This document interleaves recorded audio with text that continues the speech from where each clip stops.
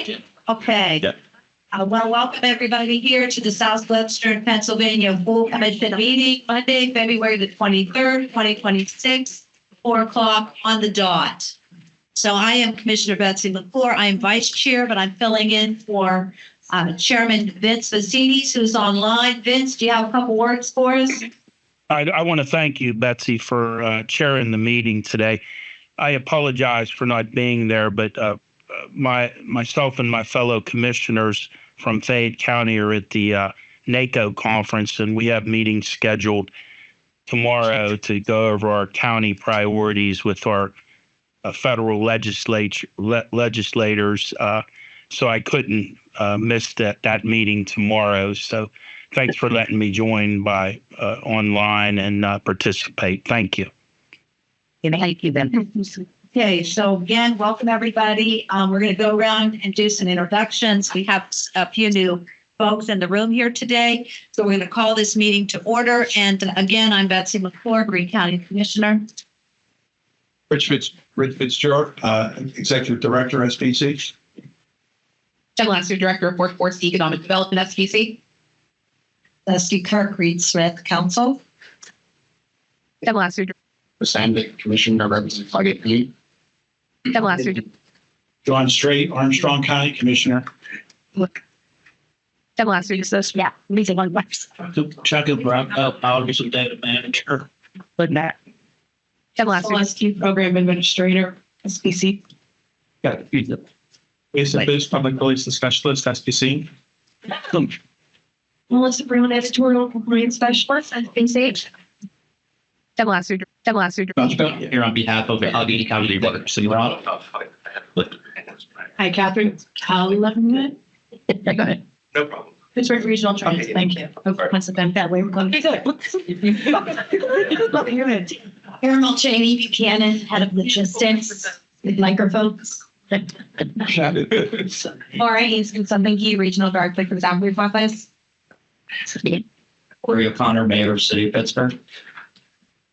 Leslie Yoshi, Butler County Commissioners, for just laughing at the microphone musical chairs we're looking here. Good afternoon, everyone. Pat Baby, Armstrong County Commissioner. Lawrence County Commissioner. Anthony Shea, Armstrong County Commissioner. Lesnick, appointee, Fayette County. Junko, appointee, Fayette County. Brett Berlin, Lawrence County appointee.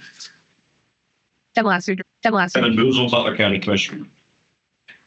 Down Beaver County Commissioner. Tom Joyce, City of Pittsburgh, appointee. Jared Ed Green, Greene County Commissioner. Lily Gabrowski, Director of Transportation, SDC. DJ Ryan, Director of Communications and Strategic Initiatives at SPC. And Liptak, Deputy Executive Director, COO, SPC. Jen Lasser. I'm Michael Chelsea, the Manager of Transportation Operations and Safety at SPC. Jen Lasser. Space Security, One Resource Manager, SPC. Devin White, Manager of Transit Programs of SPC. Brian Gordon, Planning and Programming. James Holmes, Community and Economic Development Manager. Good afternoon, Brett Howard, Director of Information Systems and Data. Lisa Sobian, Finance Director. Jen Bracken, Program Administrator. Thank you for Pula, Translator, SPC. Jeremy Popeye, Multimedia Developer. Peter Aaron, Data Analyst. Kristen Bond, Finance Manager. For their first.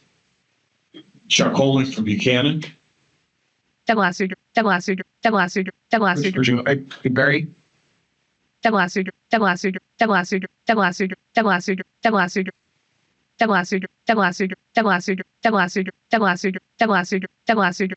you, everyone. And you can see we definitely have a room full today. Thank you all for coming today. Do we have a forum? Yes, we do. Great. So at this time, please tell us if you have any conflict of interest. We need those declarations on any action items which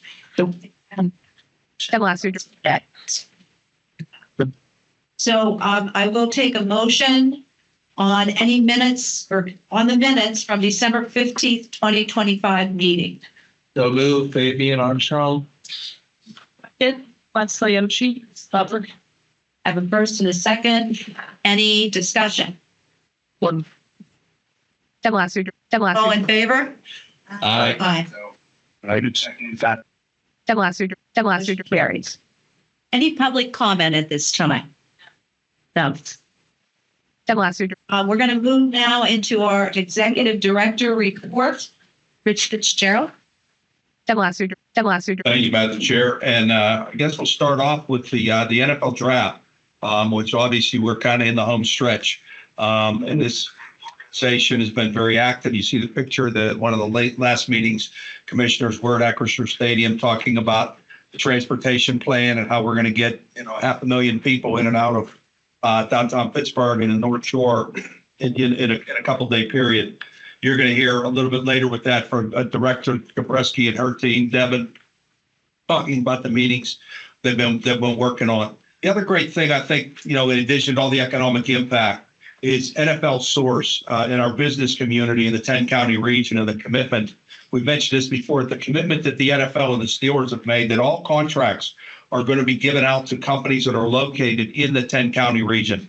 So that's obviously going to be very, very helpful for many of our businesses, and even becoming approved in the NFL Source gives them a competitive advantage in some of the things that they're able to do.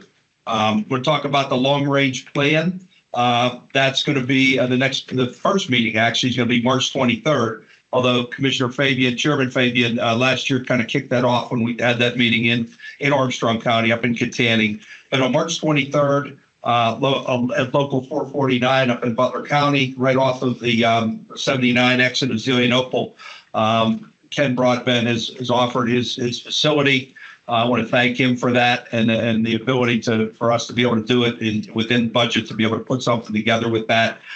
For the first time in our long range plan, we're actually going to be talking about housing, which I know is an important issue for every single one of our commissioners and the mayor as well. Whether you're in the city or in a rural community, housing is just a challenge and something that we're all working on. And I happened to be at the governor's budget address a few weeks ago, and he put a $1 billion proposal forward to improve housing stock in the Commonwealth. So it's something I think all of us will be working on together. I want to also thank all of you for providing the names for the stakeholders who will be participating in the long range plan.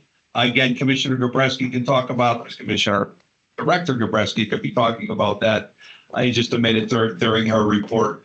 Also want to talk about our Build Back Better plan that Jen Lasser and her team have been working on, providing training, that $62 billion grant that was given to this region over the last couple of years, training people in the new technologies around robotics and AI and some of the things that are happening along those lines. In addition, she's helping with the rural health challenges that are out there, and the state coming up with a plan as well, how to improve rural health outcomes in our community. BJ went through a lot of this in the last report, in the last meeting we had, but the annual report is out. It's now public, talking about some of the highlights over the last year, particularly the TIP highlights, talking about the fact that 19 poorly rated bridges were either replaced or had major rehab over the last year. And then the 2025 to 2028 TIP, 128 bridges will be looked at and will be designed and rehab during that period of time. And during Jen Lasser's report, talking about the hundreds of companies that have been served, the amount of loans that were provided for, the amount of grants, and the amount of over $58 million worth of export sales that were helped to improve the economy of many of our companies in and around this area. And over the last couple of days, we've been having the ability to go out to various counties for the state of the county addresses that are often put together. Last week, it happened to be Westmoreland County. with Commissioners Curtis, Chu, and Copus, really outlining and doing a great job outlining some of the great challenges, but also some of the great opportunities that have been coming about in Westmoreland County. I know in Beaver County tomorrow, there's a breakfast forum to talk about some of the things that are happening there. In the city of Pittsburgh, just last week, presented in front of the Master Builders Association, talking about the needs they have. And we want to obviously help you and participate in those meetings. So please let us know when those things come about. And that basically is my report. I also want to thank, I'd be remiss if I didn't talk about our rescheduled trip for Harrisburg in June 1st and 2nd. It's typically in earlier in May, but this year, for whatever reason, they moved it back, and it's going to be June 1st and 2nd. So please put that on your calendars as well. And also want to thank Mayor O'Connor, welcome him to being here, his team, for the first time as newly elected, and looking forward to working collaboratively with all the things that are happening along those lines. And again, the report that they're going to be talking about a little bit later, really having robust public engagement and public participation with many of these panels, trying to hear from all of our constituents that we represent, how to make the community safer, how to make them better. You're going to hear a little bit of the safety stuff from Evan in a little bit during his report. And with that, concludes my report. Any questions you have, I'll be glad to take them on. Any questions? Thank you, Reg. Appreciate that. Strategic Initiatives Report is next. EJ Ryan is Director of Communications and Strategic Initiatives. EJ. Thank you, Madam Chair. Hi, everybody. I will apologize to those of you who were on our last meeting. I'm going to do a similar thing to what we did last meeting, but it's much more abbreviated. So as Rich mentioned, the annual report is out. I hope you grabbed a copy on your way in. A couple of things I want to just point out, very top line information. And first of all, this report covers our fiscal year 24-25. So this report is current as of June 30th of 2025. It's out now because we had to wait for our audit to come through and have our final numbers done. So you're going to see that there are some things that seem like they were a whole long time ago, and that's because they were. But I want to give you a couple top lines for the commission. And of course, I hope you take the time to read the entirety of the report.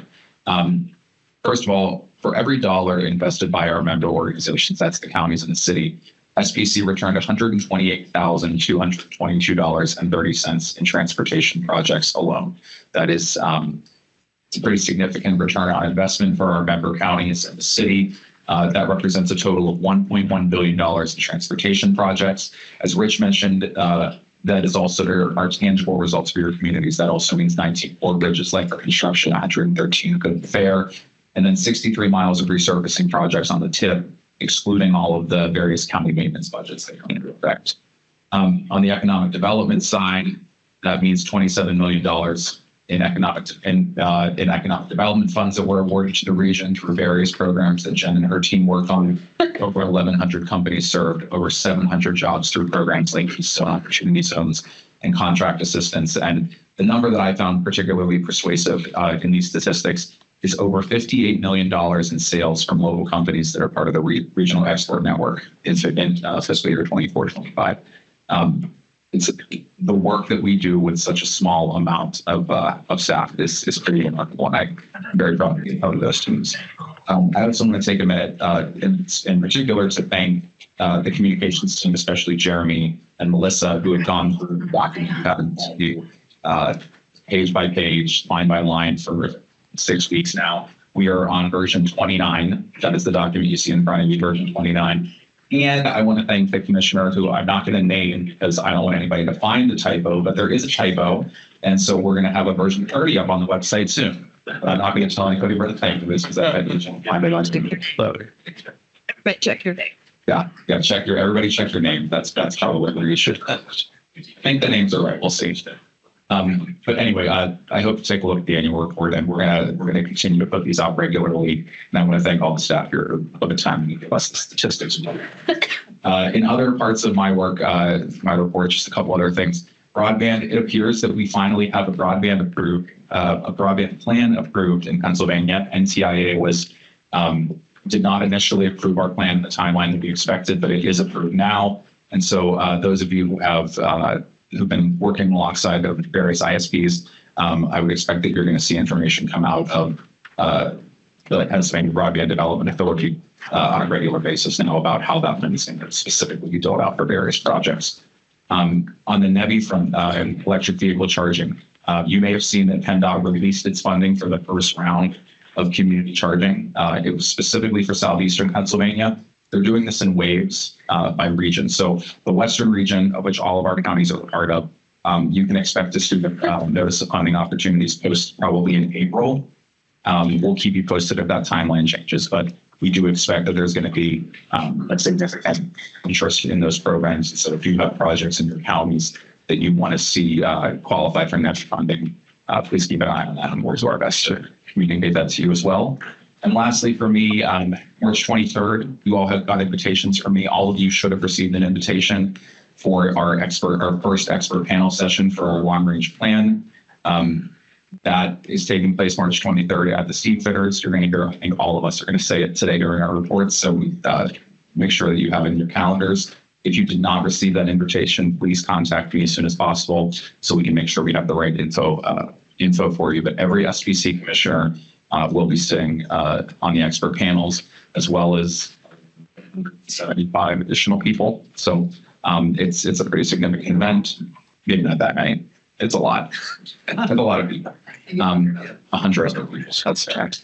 And it's the first of 3 events. So you're going to hear a lot more about that as we go forward. And then our commissioners are structured as June 1st. That's all for me, unless anybody has questions. DJ, on the the potential approval, when any anticipation when that funding is going to start rolling out for these projects that look down? Well, there was a timeline originally developed that it's all we're already off track from that timeline. So there was that, if you remember, we did that. They had to do another round of, they got just the parameters. They had to do another round of evaluations. The state completed all that on time, is my understanding. And then that went to NTIA, but then they were supposed to approve it within by a certain time and didn't do it. So we're kind of ready. I don't know Laura. You can jump in a little. It's going through the process still. I can be loud. It is happening hopefully shortly. Everything that sort of I'm coming. thanks, Kevin. You know, Sorry. thank you.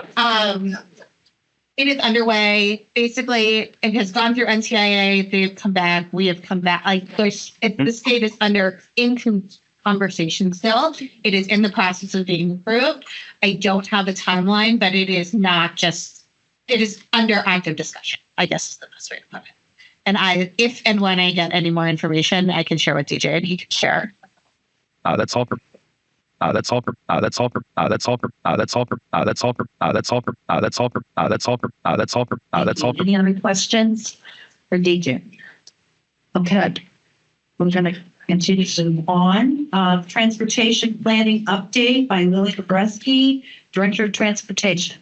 Okay. Thank you. All right, so just some quick updates. Round 7 of our district TIP work group meetings were completed in February.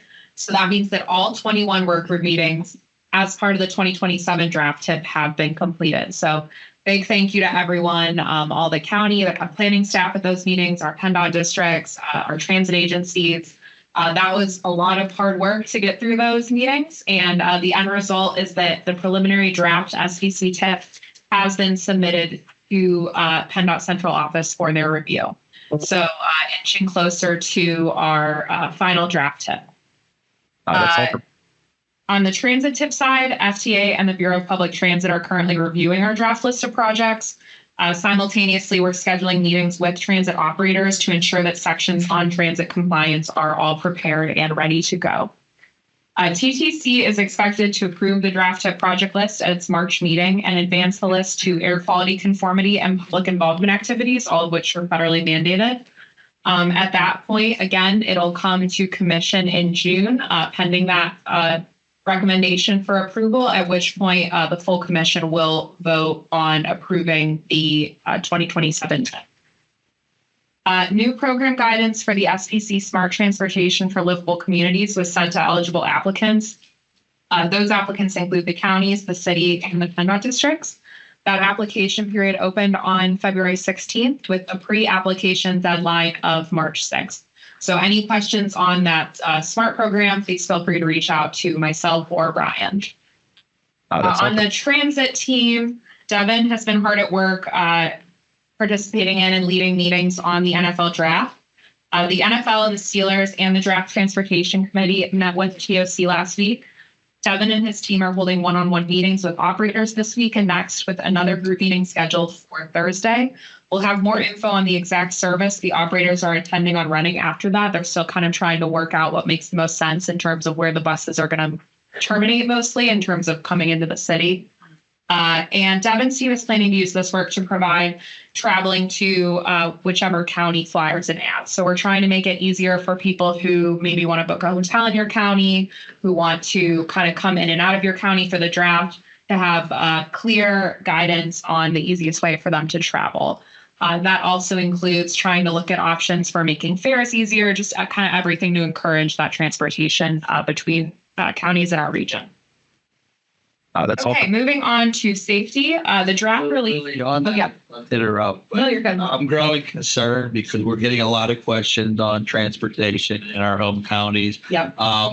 With very little information, not a lot of answers. So is it possible?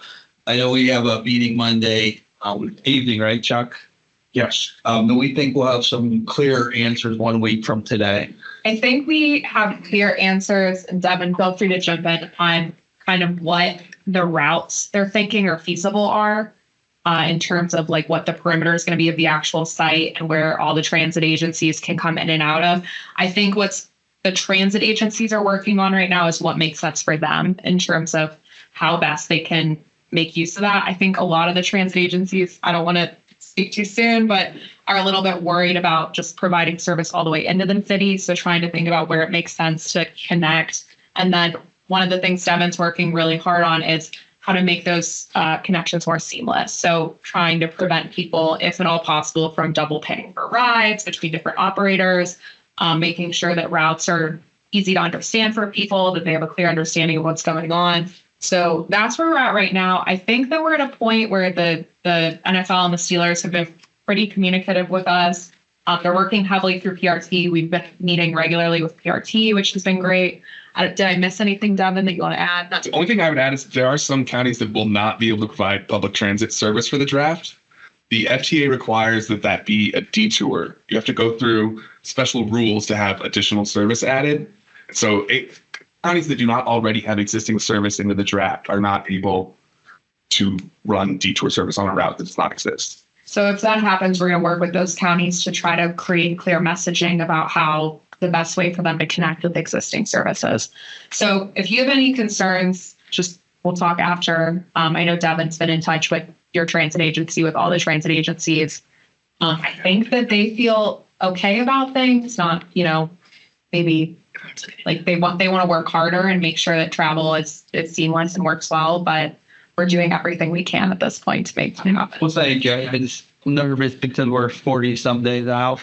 Not a lot of answers for both our residents and guests. So, Commissioner, may I have your microphone? Yeah. this is my job. I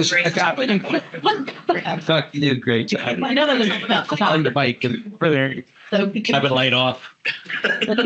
Thank you for that question. And first, Dylan Rockstar. I think the short version is the transit agencies have a lot of good information, but the NFL is shockingly not forthcoming with information. So there's a lot of stuff that's worked out that's going to be, I shouldn't say be okay, trust it, no, not that, but we have a little bit of, we can't talk about certain things, but I can tell you that the agencies are probably 98% of the work done. Like they know where folks are going to get picked off. They know the routing. Just when it comes into downtown, the NFL is changing stuff. So as it gets to downtown, a miracle happens.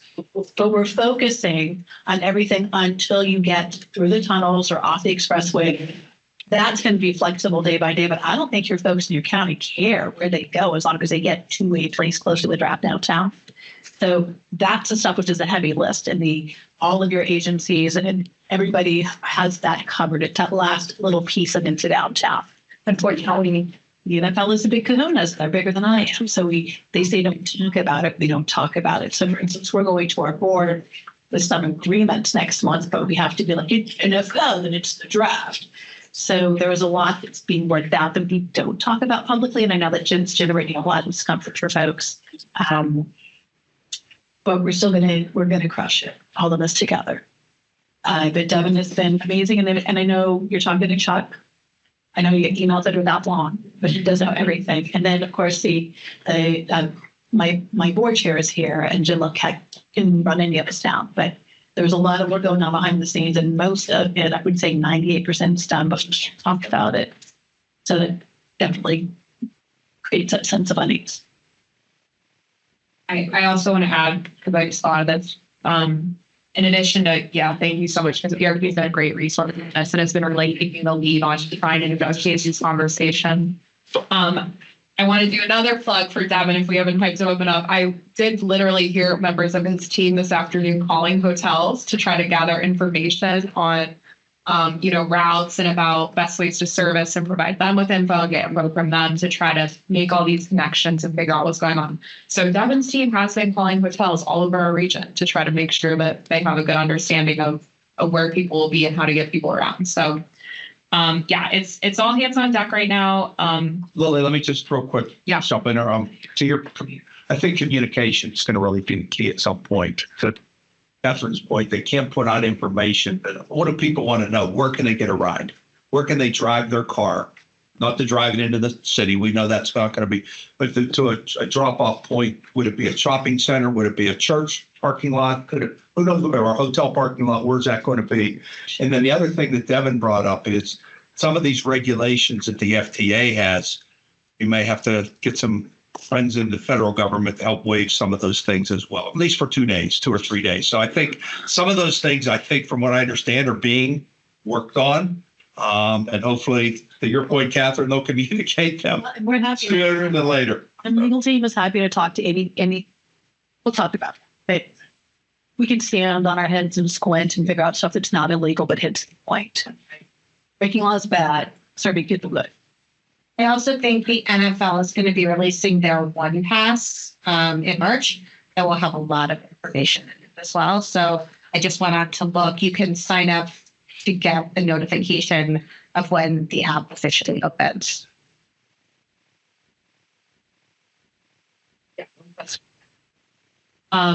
So Commissioner Fabian, let's talk. I think what the plug I really want to make is with this work that Devin's doing with trying to do, I want to call them like mini adverts for each of the counties and information packets.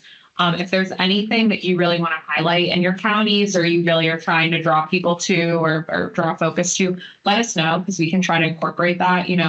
My department, our main focus is obviously getting people around in a safe and efficient way, but this is kind of a cool opportunity to do some additional highlight of all those places. So if I don't reach out to you first, reach out to me because we'll be in touch about that. But it is, we'll get there together. It'll be a good event. So anything else on that before I keep going?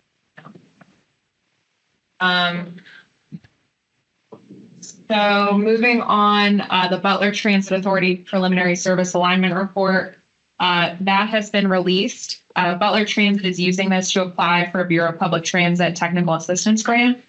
This is an in-house report that we worked on and put out for them, kind of assessing what their existing transit services and what might make sense in the future.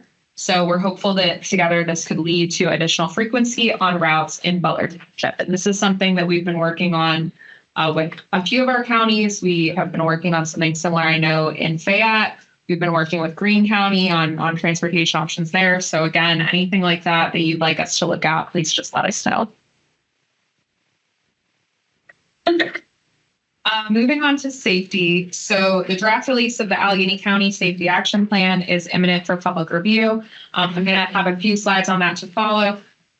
Chris Jaros in our data department kindly added the high injury network and the high risk network as part of this analysis to an online map so that it's easier for people to access and view and see where those hotspots are across Allegheny County. More on that in a minute. SPC, this is really exciting, was invited to participate in a pilot test for the new road safety audit process proposed as part of ongoing research under the National Highway Cooperative Research Program, or NHCRP.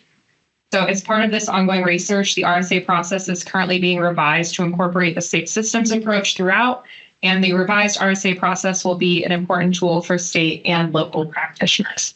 So we at SPC submitted a list of potential locations in our region. The research team from VHB selected National Pike between US 119 and Canista Road in Uniontown. We had the kickoff meeting for that earlier this morning, and the full day RSA will occur on March 18th. So the end result of this RSA is that it'll be used to inform and provide proof of concept of this new proposed national process for best practices in deploying road safety audits.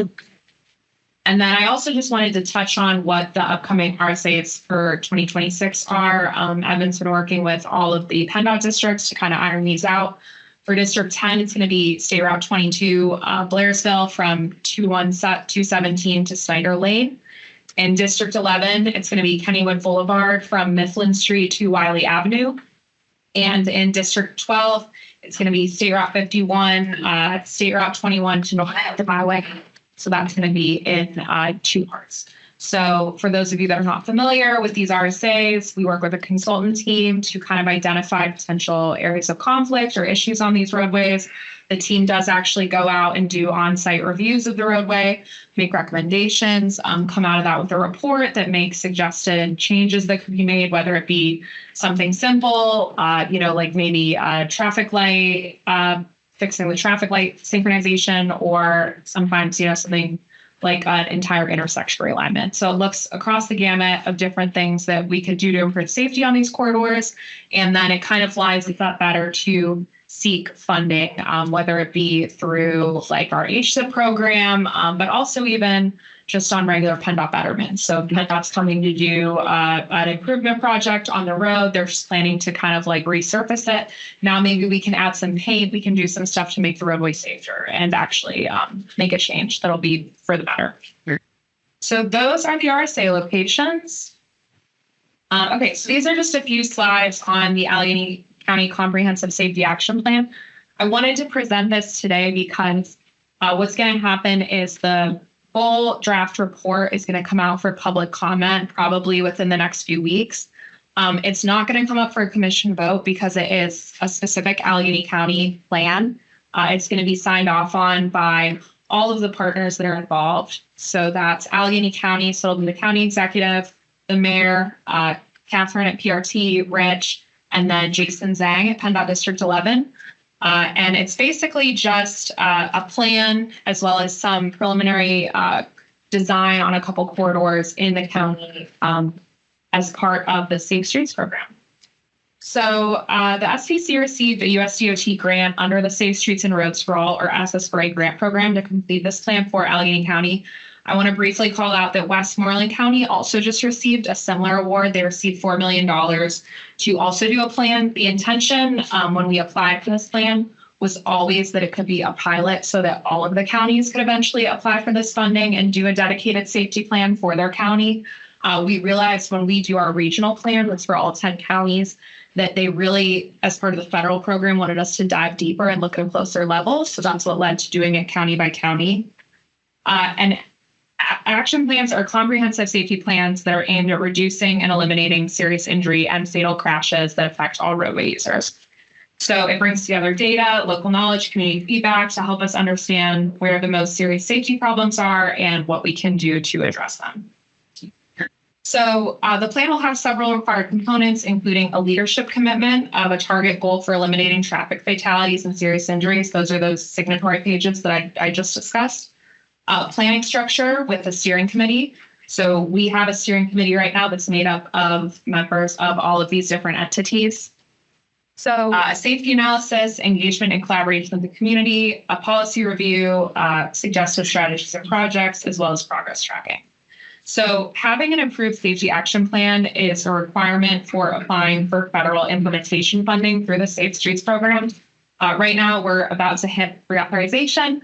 We're not sure what type of programs will be included in the next bill. We hope that the next bill will include additional funding under the Safe Streets for All program, but we don't know yet. So if that is included in reauthorization, that means that anyone could use this safety action plan to apply for implementation funding. So it also means that more counties could apply for safety action plan funding. So that's definitely something that we're going to come back to and recommend if we see that come through in reauthorization. So completing this plan not only helps us improve safety, but it's also key to unlocking future funding opportunities for these improvements. Just quickly, an overview of what is Safe System Approach. It's a federal program that looks at how we get to Vision Zero being the foundation of this plan that has a goal of reducing traffic fatalities and serious injury crashes to zero. So this believes that traffic deaths are preventable, that you can integrate human failing in your approach to prevent fatal and severe crashes, and that saving lives does not necessarily need to be expensive. Kind of what I was talking about with some of that work we do on RSAs, like, sometimes we can just add paint to a roadway, and that can make a huge difference in terms of safety. So as far as the project schedule, we are at the end. So documentation and strategic implementation, that's been going on for November to December. As you can imagine, going through the review process for all these different entities, PennDOT, the county, the city, PRT, it's been very extensive. We've had hundreds of comments that the team has had to incorporate and put into the final document. So that's what they've been working on right up and a little past their deadline. We've been able to give them that leeway. So we're working towards a draft coming out for public review and then plan adoption, hopefully by April. This is just briefly showing the four main outcomes of the plan. It'll include countywide strategies that can be applied broadly across many roads. So it's meant to be effective towards county roads, state-owned roads, roads that have municipal support, especially in the city of Pittsburgh. And it includes things like enforcement programs and safety education. It also includes systemic solutions. So that could be speed management or pedestrian crossing improvements that can be completed in multiple locations across the county. And finally, the plan highlights 10 location-specific corridor projects, which we did an extensive amount of public outreach on. So these are the 10 priority corridors that kind of came out. These were selected because they did not already have existing projects that were targeting them. They had a high amount of serious injury fatalities, and the team felt that there were reasonable design changes or steps they could take to improve safety on them. So if you look at the final report, when that comes out, it has actual designs, concepts, and it'll have benefit cost analyses for each of these corridors, which is important because that's something that we need to qualify for certain funding types like HSIP through the state. Okay, so that's pretty much where we're at. They're finishing comments. We're going to put it up on our website for a full public review. We'll take it down, we'll take in those comments, and then we will circulate it for executive signatures in the next few months. Okay, any questions on that before I move on? I just wanted to give a quick presentation on that because we will have a full presentation in April, but it'll be done by then. So I just wanted to kind of give everyone a chance to see where we're at and provide comment and know that there's an option coming up for comment. Oh, I got a question. So as you were doing, especially with the especially with the policies and processes, did it come up at all? And maybe I know it's just Allegheny County, but this may be something for everyone. My understanding is that when it comes to like radar, speed enforcement, camera, like that, that only the state police can do that. Did that come up? Because anybody who wants to work on that, like asking a state to let municipalities like do modern speed enforcement. Yeah. If you catch Evan after the meeting, he'll talk your ear off about this all day. Yeah, there's a number of legislative challenges, they'll say, at the state that we're not allowed to do. I don't know. Speed enforcement is one of them. Red light. I know there's some I'm missing. There's a couple that we're like. It's the local use of radar outside of automated speed enforcement. Local municipality police forces have no means essentially to track speed or to cite people on speed. The process right now is VASCAR. So, I mean, I'm sure you've seen the white lines on the roadway. It takes a whole process of setting up a zone where police are able to sit, and a lot of times there's no place for people to pull off the side of the road. So it is, we're working right now with the court system info share to try to get numbers on what local police citations are, just to show the state that there isn't really a whole lot of enforcement happening. So it is an issue. Right. And there's certain things that like the city of Philadelphia can do that we're not allowed to do here. So there's issues like that. The city of Pittsburgh in DOMI has a great resource they've put together about legislative changes that they think would be beneficial at the state level. So we've been talking with them. So we do reference this in that report. We're very much on that. There's kind of I want to say like a wish list maybe that kind of comes up in this report, sprinkled through it. It's not, we don't want to like lean into that with this report, but it definitely references things that would be beneficial in terms of potentially looking at options in this region for our state legislature. Yeah, anybody who has the same issues in their counties, I'd be happy to, organize to pressure the legislature. It's definitely come up. There's a whole array of those good things. So I'm just quickly, you guys have heard a lot about long range plan today. Just gonna quickly hit on this. Expert resource panel meeting 1, March 23rd, as DJ and Rich both said. At the Steamfitters in Harmony. Very much appreciate them letting her use our space. Costs have increased since the last time we did this long range plan, so it was challenging to find a place that could host us. This turned out to be really great. We are still nailing down the dates for the expert resource panel meeting 2 and the policy conference. The second expert, oh my gosh, I'm gonna have a tongue twister after all these. The second expert resource panel meeting will be fully virtual. So for everyone, that's, it's an in-person event for the first one, fully virtual for the second, and then the policy conference will also be in person. That'll be kind of a larger event where we bring everyone together. If anyone has any questions, concerns, please reach out to DJ or to myself. We're going to have some more information coming to you about what's going to be entailed with this. But basically, there's nothing required. It's just a chance for you to come in to you're going to have a guided discussion with an expert from Michael Baker that will guide you through kind of what we think the major forces that are coming into this region are and what your ideas are for meeting them. So what do you think is important in each of your counties or the city? What do you think the top priorities are in terms of how we can make our region better, how we can be more competitive, how we can improve our systems, and what can we do moving forward? DJ has also just reminded me that we still need a name. So if anyone, I think I said this before, has, you wake up in the middle of the night and you have a great idea for the name of our next long range plan, please let us know. We are actively brainstorming. The last 2 were Smart Moves for a Changing Region. And before that, it was Mapping the Future. And then I think we had Project Region. Yep. Project Region. So those are the ones we're going off of. So we'll be coming out with that soon. If you do give us an idea that we use for the name, you will receive full credit. So we encourage you to participate. The only thing I might need to follow up on is any new appointees. Since we sent this list out, we might need to add you to the expert panel. So DJ and I will follow up with you on that. Any questions on long range plan? Okay. All right. So I am going to pass it over to Evan. He, if you recognize him from his recent appearance on Channel 11, he will be signing autographs in the hallway after the meeting. So feel free to line up for that. And he's going to do a brief presentation on performance measurement for safety planning. This is something we're federally required to do every year to create a new performance target. We don't need to vote on this, but there is a letter that we submit to PennDOT at the conclusion of this that will be signed after this meeting. This is kind of just a chance to present this to all of you. If there's any major concerns or questions, we'll take those as well. So here you go. Thank you, Lily.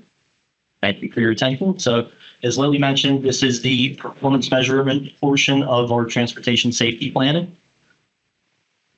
So the safety performance measures are a performance requirement to carry out the HSIP program, which includes the number of fatalities on all public roadways, the rate of those fatalities per 100 million vehicle miles traveled, the number of serious injuries on those roadways, as well as the rate of those serious injuries occurring, and then the number of non-motorized fatalities and non-motorized serious injuries on all public roadways as well.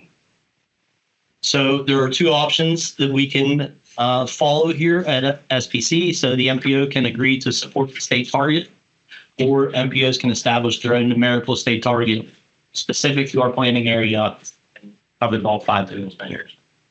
PennDOT is asking us to continue to support a 2% annual reduction in fatality goals. So that's no change from last year. It's been what we've supported over time. PennDOT is also asking us to continue to support a 0% reduction in serious injury goals. No change from last year either. So as you can see here on our 2024 percentage changes versus 2023, vehicle miles traveled in the state and SPC have both decreased. Fatalities, as well as SPC fatalities in the region, have both decreased as well. Serious injuries in the state have decreased 1.5%, whereas in the SPC region have decreased by 12%. So that's something that we're pretty proud of, as well as the non-motorized fatalities have decreased quite a bit as well.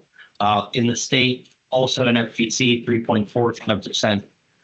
The non-motorized serious injuries have increased, though, throughout the state. And SPC, they've decreased slightly, but not necessarily as much as we've seen in the past. So How do you count these electric scooters?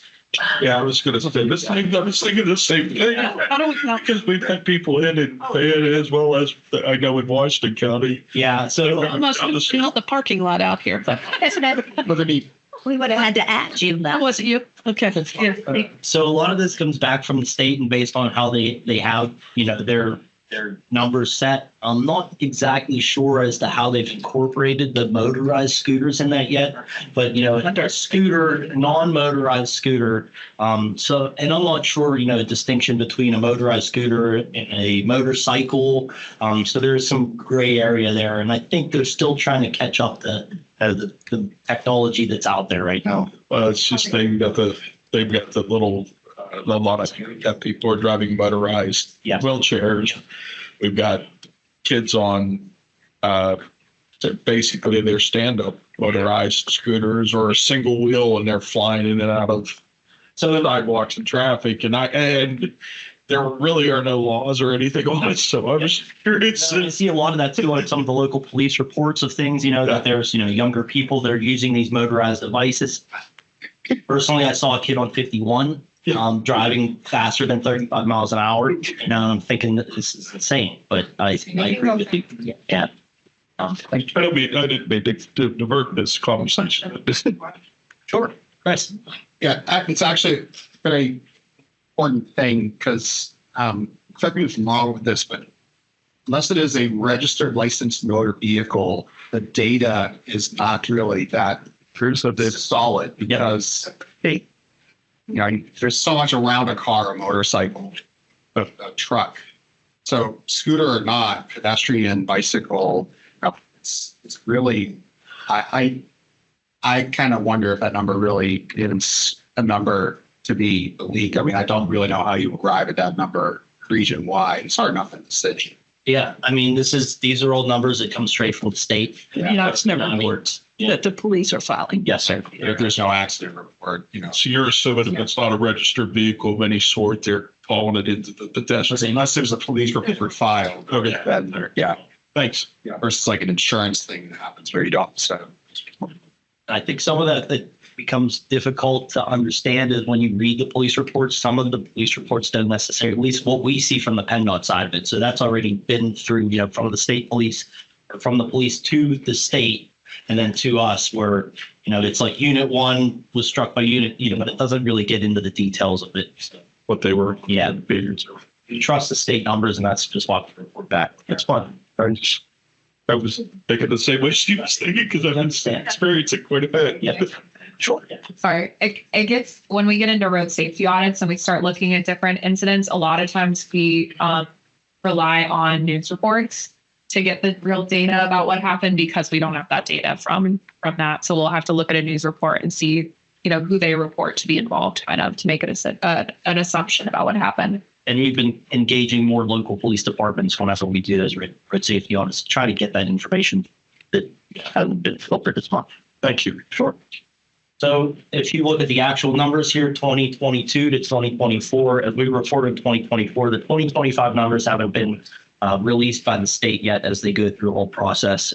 So the numbers should be out here in early April. Both at the 2% reduction, we're looking at 191.1 in the 187.278 2026 to make our target from 2022 to 2026 197.6756. The serious injuries, same rate with a 0% reduction on the last 2024 year is 948.4 for that 5-year average. And then with the non-motorized fatal serious injuries, those fatalities are reduced by 2%. Serious injuries are reduced by 0. And then we're looking at the 117.4664 for our SPC target. So as you can see, we had a slight bulge there around, the time of the pandemic. We've still decreased in our crashes slightly above the target line that we have. So we're going to have to do some more work here in the next few years to reach our goal of 130.2 by the 2027, 2031. Any additional questions?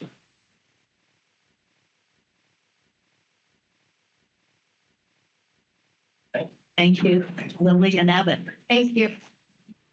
Okay, we're going to move on now to Director of Workforce and Economic Development, Jennifer Lace.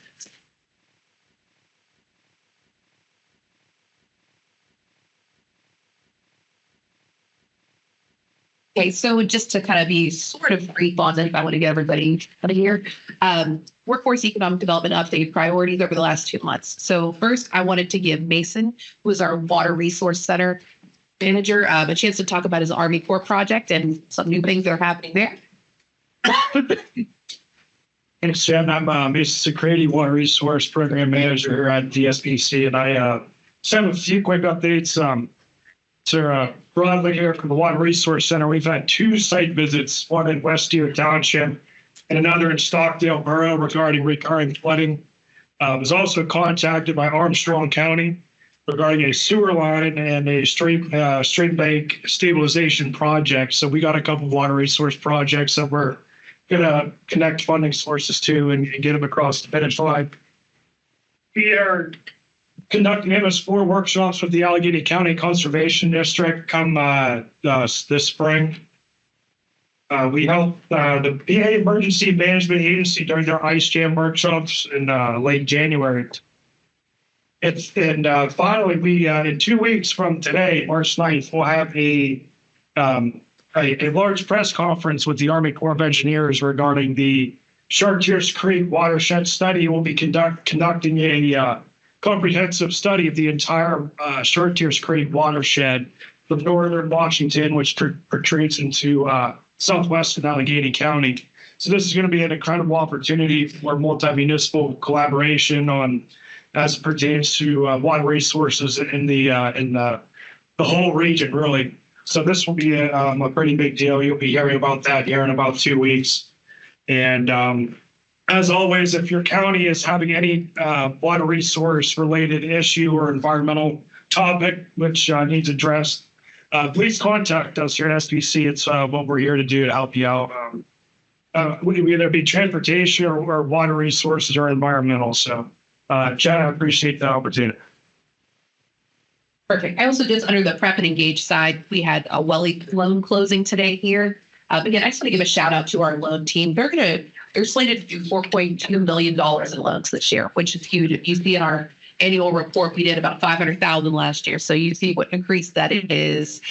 Export wise, we had a food show meeting. So we work with our regional, so think of Mancini's, Heavenly Banks, all these great food show folks. We're going to be taking them to New York City in the summer for the fancy food show we do every year. But just our export team's doing a great job. Government contracting, still continuing to help our folks with SAM.gov, other federal contracts. We are in grant season right now, and I want to give Faith Collins a chance to update you all on some grant information, as well as remind you all of some dollars that are out there.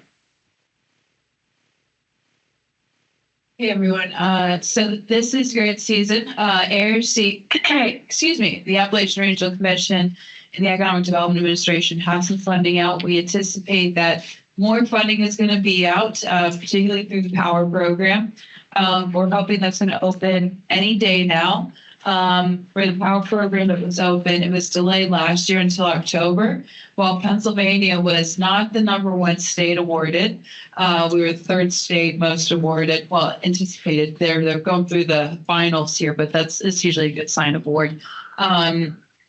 SPC was the most awarded LDD once again in Pennsylvania. Not that anybody is looking, but I'm incredibly competitive and incredibly paid. So things are looking up for me. So we anticipate POWER is going to be opening up again. We anticipate Inspire to be opening up again. That's for substance abuse recovery workforce development initiatives. And in addition to that, area development should be open along with public works and economic adjustment assistance through EDA. If you're interested in these, please reach out to me. The time to do that is sooner rather than later, so we can talk through project design, match, performance measures, etc. If you're interested in learning more about ARC, you can sign up for their newsletter. I can add you to my newsletter, and/or you can sign up for Getting the Grant, which is their technical assistance day-long workshops. They're not close to us this year. They are in Cartersville, Georgia, and Ithaca, New York. So if you'd like to see beautiful Ithaca, New York, A and B at the end of March, you can sign up for free on ARC's website. I believe that's all I have. Grants. And then finally, DCD, prep, engage. All the contracts are out to our partners, our local EDOs and your counties. We're doing some EDA planning. Again, we combine the SETS process with the long-range plan, so you'll get to work with myself as I worked with Lily on this. The rural healthcare transformation funding, I'm going to go over in a slide. I also wanted to welcome you all and introduce you to Faith Landscape Wade. So Faith is our newest team member. She is our program administrator. She has been helping us with a ton of things on the grant side, as well as Faith comes to us with a wealth of knowledge. She came from JARI. So anybody familiar with JARI? She handled their procurement program. So she has just been phenomenal. So just for 20 y'all this year. So January, February reporting, EDA, ARC, DCD, all completed. So January is kind of like a rough month for reports, but they're done. They're in. Everybody is happy. We did well. Build Back Better has 7 months left. We've trained over 5,000 people, working with partner meetings, spending down the remaining dollars, building capacity. So like everybody else in this room, we're constantly looking for funding opportunities to secure additional dollars so we can increase our capacity. We're also trying to communicate how well we're doing and the importance of the local development district, economic development district with our legislators and other folks. Workforce continuing to meet with industry and our partners. We connect our workforce investment boards and career links to support programming. Also just brainstorm with you all to find out what the regional needs are on your businesses. Everybody has a workforce challenge, so we're trying to figure out some solutions. Data centers, how can we assist you with data, information, etc. Just wanted to spotlight an event that I had the pleasure of attending last week. And so there was the Senate Majority Policy Committee on Housing that was held at Penn State Fayette. And so we had Senator Argel and Senator Stefano. We had panels that included our local officials. I wanted to really give a shout out to Commissioner Dunn and Mark Raphael, who talked about the needs for housing in Fayette County, which all of us in our region have similar challenges, but our panel members discussed everything from barriers to construction, the redevelopment of vacant properties, the policy changes that could help stimulate additional housing development needs in southwestern Pennsylvania. Again, wanted to say what a great job Commissioner Dunn and Mark Raphael did. And then finally, Build Back Better Regional Challenge meeting was also held earlier last week. So this was kind of a celebration of what's been done across the 5 grants. SBC attended and spoke to talk about what we're doing well, focused on kind of what's next in the remaining months of the grant and opportunities for future grants and growth. So you can see 2 of our partners here. That is Westmoreland Community College at the top and VC3 at the bottom. And then finally, spotlight on the Rural Healthcare Transformation Program. So Pennsylvania was awarded approximately $193 million of a $200 million request. It's a 5-year renewable program. The region, as you can see on the map here, is the PREP regions. That's Partnerships for Regional Economic Performance. SPC runs the PREP program. We don't necessarily know what we're going to be doing within this program, but the 5 goals of the RHT via CMS, because we love our acronyms. So it's rural health, sustainable access to rural health, workforce, innovative care, and technological innovation. as they're trying to figure out what's next, what this is going to look like, there is an inquiry form and a downloadable plan available at pa.gov. So what's next? We're awaiting additional instruction. We don't know what this is going to look like exactly. You're going to see the creation of boards and groups. DHS is going to be hiring coordinators. And right now, we're just collecting contacts. I get at least 1 to 3 emails or phone calls a day saying, how do I be a part of this? I've started to collect a very long list of partners so that whenever DHS has their kind of rural coordinator, we can pass that off to them. Latest plan was just updated in February and is available online. And then, oh my God, anything for me? And then record time. Thank you, Jimmy. That's a lot. And then, Any other business? Reminder of our next meeting date will be Monday, April 27th. And it'll be here. And tonight I have an electrical adjournment. Second. Okay, thank you.